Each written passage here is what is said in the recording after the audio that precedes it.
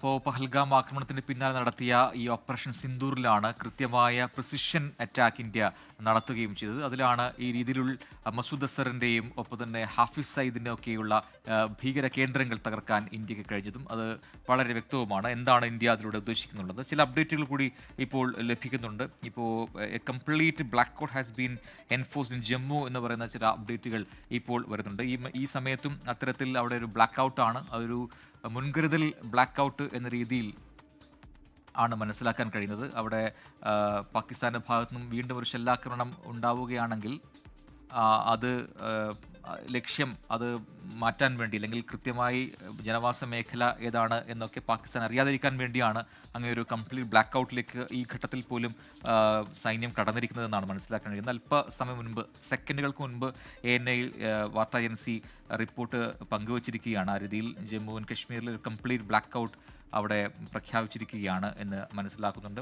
ഒപ്പം തന്നെ IPL മത്സരങ്ങൾ ഇനി നടത്തേണ്ടതുണ്ടോ എന്നൊക്കെയുള്ള ചില സന്ദേഹങ്ങളുണ്ട്. BCCI അതുമായി ബന്ധപ്പെട്ട് ആലോചന യോഗം ചേരുകയും അതിലൊരു തീരുമാനം ഉണ്ടാവുകയും അതൊരു പക്ഷേ ഇന്ന് തന്നെ ഉണ്ടാവും എന്നാണ് മനസ്സിലാക്കാൻ കഴിയുന്നത്. കാരണം പല അതിർത്തി ഓട് ചേർന്ന് കിടക്കുന്ന സ്റ്റേഡിയങ്ങളിലും തന്നെ ഈ മത്സരങ്ങൾ നടത്തുന്നത് അത് സുരക്ഷാ പ്രശ്നങ്ങൾ ഉണ്ടാക്കും. അതുകൊണ്ട് തന്നെ IPL മത്സരങ്ങൾ ഇനി ഈ രീതിയിൽ ഇന്ത്യയിൽ നടത്തേണ്ടതുണ്ടോ, അല്ലെങ്കിൽ അത് അല്പ ദിവസങ്ങളിലേക്ക് മാറ്റിവെക്കേണ്ടതുണ്ടോ എന്നൊക്കെയുള്ള എന്നൊക്കെയുള്ള കാര്യങ്ങളിൽ ഒരു തീരുമാനം ഉണ്ടാകും എന്നാണ് മനസ്സിലാക്കാൻ കഴിയുന്നത്. ഒപ്പം തന്നെ പാകിസ്ഥാൻ ക്രിക്കറ്റ് ബോർഡ് നടത്തുന്ന അവിടുത്തെ IPL സമാനമായ ക്രിക്കറ്റ് ലീഗ് മത്സരം, അതിൽ ഒരു അനിശ്ചിതത്വമുണ്ട്. അതുകൊണ്ട് തന്നെ തുടർ മത്സരങ്ങൾ UAE മാറ്റാനുള്ള തീരുമാനം ഉണ്ടായിരിക്കുന്നു എന്നാണ് ഏറ്റവും ഒടുവിൽ അത് സംബന്ധിച്ച് പുറത്തുവരുന്ന വാർത്തകൾ. അങ്ങനെ കായിക ലോകത്തെയൊക്കെ ബാധിക്കുന്ന രീതിയിൽ ഇന്ത്യ പാക് സംഘർഷം മുൻപുണ്ടായതുപോലെ തന്നെ ഇത്തവണയും മാറിപ്പോയിട്ടുണ്ട് എന്നത് ദൗർഭാഗ്യകരമാണ്. The PCB confirms that the remaining fixtures of HBL PSL X have been shifted to the UAE. HBL PSL 11 have been shifted to the UAE. The last night matches, which were originally scheduled to be held in Rawalpindi, Multan and Lahore, will now take place in the UAE എന്നാണ് അറിയിക്കുന്നത്.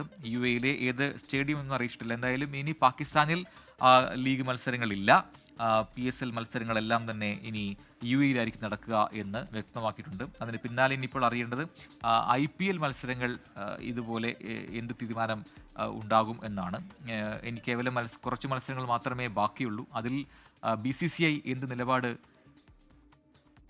സ്വീകരിക്കുന്നു എന്നതാണ് ഏറ്റവും പ്രധാനപ്പെട്ട കാര്യം.